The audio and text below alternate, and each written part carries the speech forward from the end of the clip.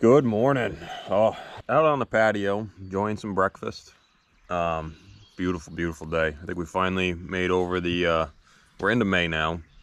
Finally got over the April shower. It's been raining just about every day. You get a shower here and there. Cloudy, in the 50s, so it's nice. Today I think we're gonna hit 70.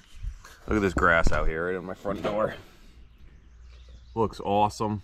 Really filling in. Last couple weeks, things have really started to sprout. Trees have got their leaves started, and it's gonna be a nice day. Got a couple things planned, and we will dive into them once I'm done with breakfast. Hard to beat fresh eggs, that's for sure. Nice breakfast sandwich in the morning, really get you going. Old girls, looking good, still giving us each an egg a day. But I don't know if I showed you guys, but we got the next generation of layers here. We keep them separate till they're the same size as the big ones, so any turf wars or anything, they stand a chance to survive. Figured they were gonna come running out, but guess not.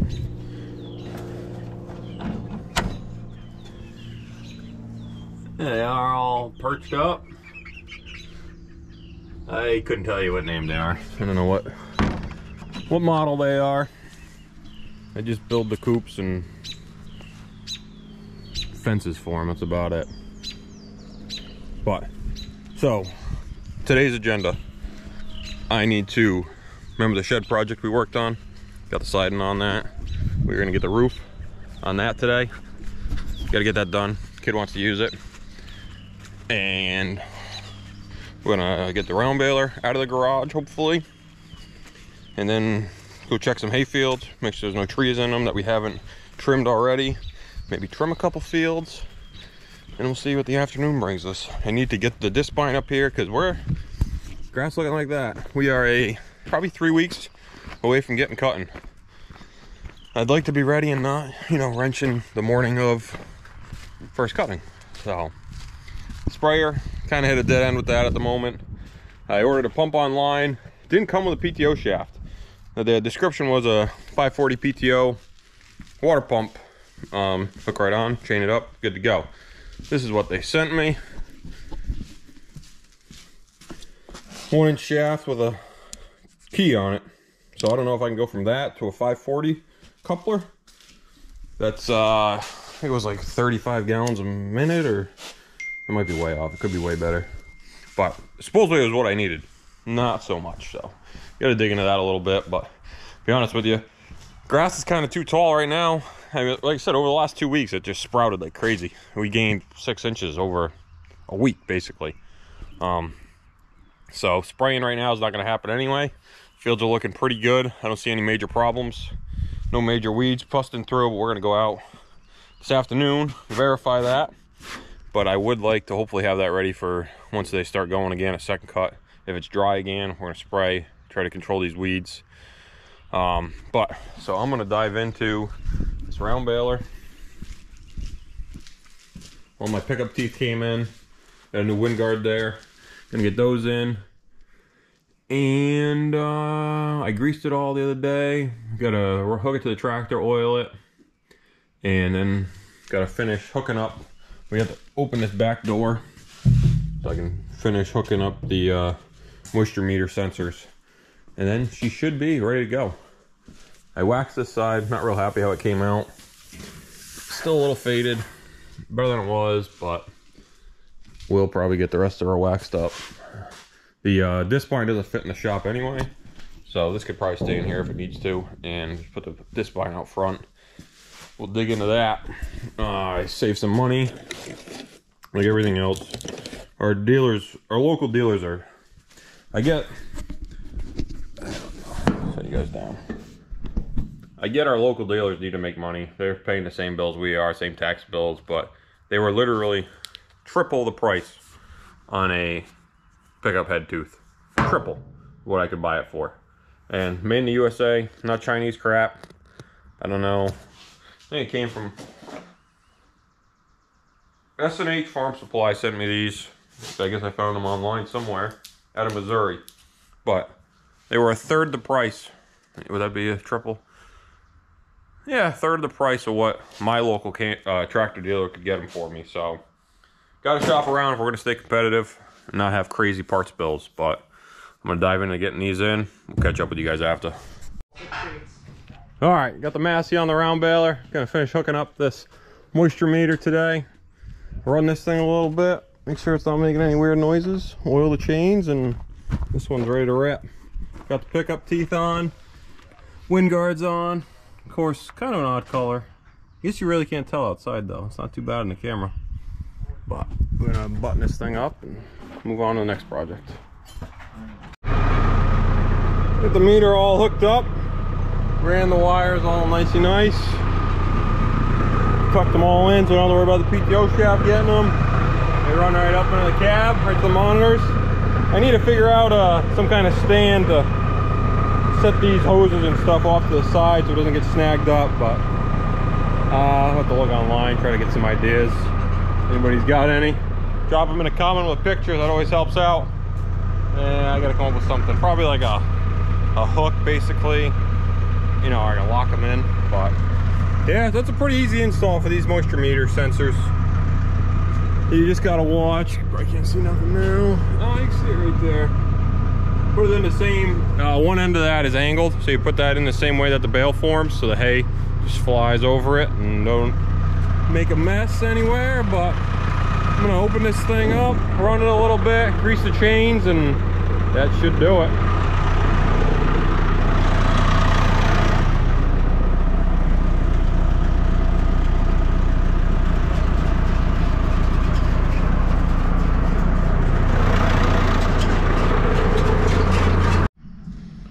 We haven't had this baler for that long. I only baled up third cutting with it, but somebody had welded this sprocket onto something. I don't know if they welded it to the shaft. I wouldn't think so, but maybe there's a collar there. So I don't like that bearing, so I'm gonna see if we can't get that to wiggle or see what's going on with it.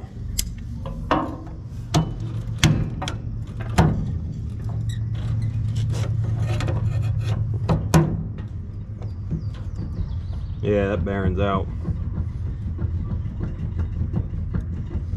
So, to order that up, you know, it's a good way to check bearings. That one kind of just looks crappy, but if you find a hard spot, you get a pry bar underneath it. Oh, you guys can see that on the camera, but I'm moving too, but it's got a little wiggle there. So, we'll get that part ordered. I'm glad I found it now. Sucks we gotta do it, but I'd rather do it now than before we have hay on the ground. So I probably just fold that up. I'm not gonna dig into it now, it's way too nice out. Back it back in and work on that later. Down at the hoop barn, we gotta get some more equipment out of here. So first things first, of course, tractors are in the way. I really need this equipment shed built sooner than later. Tedder, gotta go on the Zetter, but the Zetter has a brush hog on the back, so we're gonna go hit a couple spots that I like to keep mowed before I take it off. Then we'll hook onto the tedder, run through this with a grease gun. I don't think we need any teeth. Hard to believe it, but I think we're good on teeth. It's our Pequot. What is this model number? It is it's a hell of a tedder. TT 4100. Travels awesome down the road. No complaints at all. Very happy with it. Well built. Pretty good greasable joints. There's a couple spots I wish they had some grease, but all in all, I would highly recommend the Pequot Turbo Tedders. They make a 6 basket, which once the Zetter gets an upgrade, I think we're gonna try to go for a 6 basket, but a few years down the road, that's just me dreaming.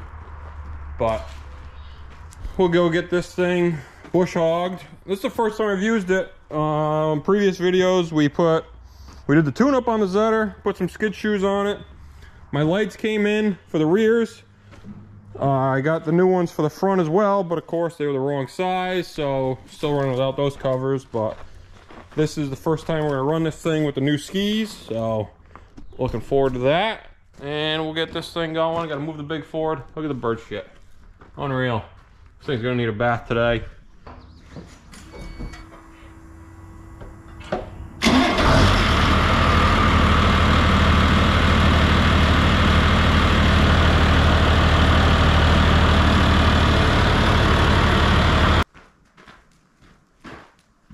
That 8160 is a sweet rig. Genesis engine, runs like a Swiss watch, power shift transmission. Highly recommend it. Beautiful tractor. All right, now, not to be outlived by the Zetter, but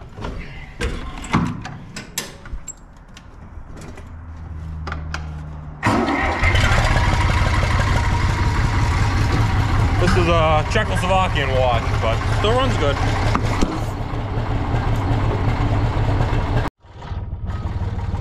Don't mind my ugly fence, but you can see right there, that's where we had sprayed there in that last video if you guys were watching. The ATV sprayer we put together. That's a pretty defined line. That RM43, I think it was, from Tax Supply. Seems to be working pretty good. We'll have to see how long it keeps the ground dead for, but I'm happy with the results as of now. Gonna just brush hog around this quick, and I stop going the other side of the fence, and we'll get this off.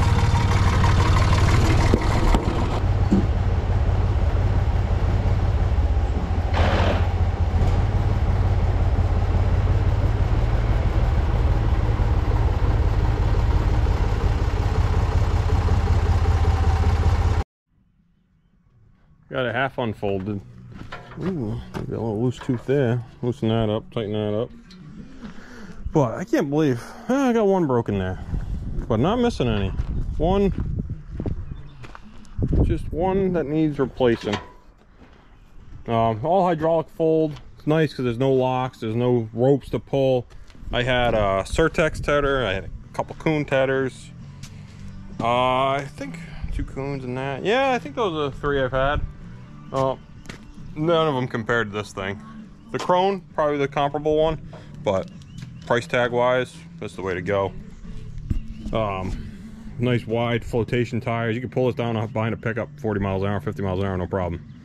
So very happy with that. Gonna run around it quick with the grease gun, change out those couple teeth, and she's gonna be ready to go. And then